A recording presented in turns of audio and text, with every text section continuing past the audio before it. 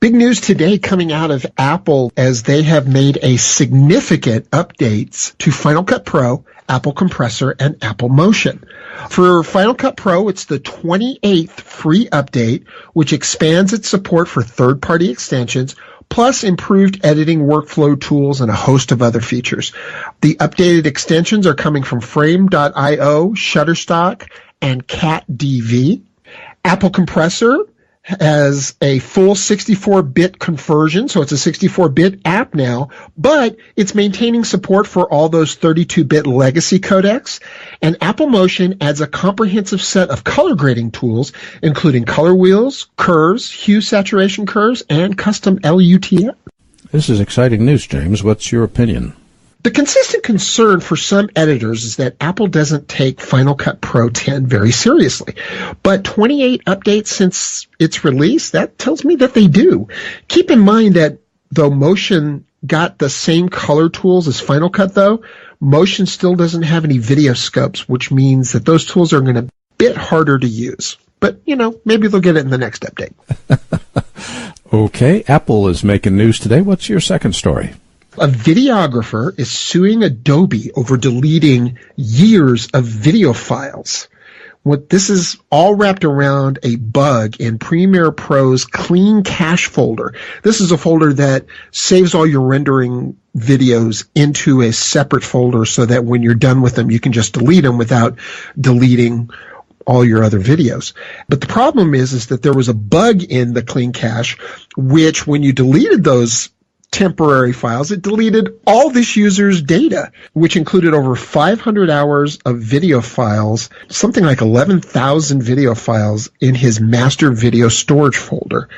And the videographer made the mistake of putting the Clean Cache folder in the same master folder as all of his data. So that's where the bug was able to delete everything. And so he's suing. He wants over $250,000 plus lost revenue for the next several decades that he would be able to earn on those video files.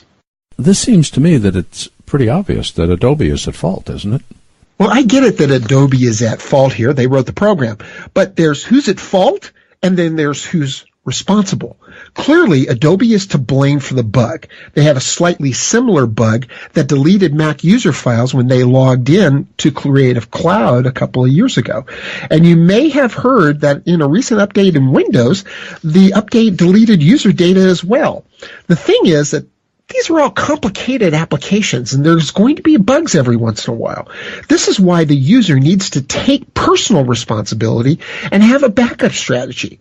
This videographer opted not to have a backup, and he makes his living at this.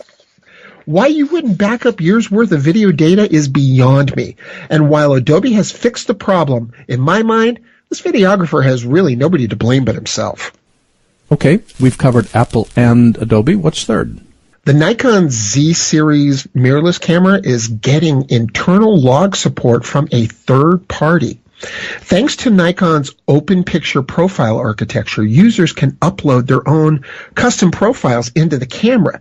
And so the filmmakers over at EOS HD created their own log profile that they're calling ZLog, which provides cinematic flat log profiles to shoot on, as well as increased dynamic range. And the profile also turns off Nikon's sharpening algorithm, which can inject a little bit more noise into the image. And there's also a cinematic LUT package for post-production color grading on the fly. What's the significance of this? Well, Nikon currently supports log recording through an external video recorder, but this hack, which really isn't a hack at all, it's just a color profile, offers log internally. So if you're shooting out in the field or on the run, you won't have to be tethered to an external video recorder.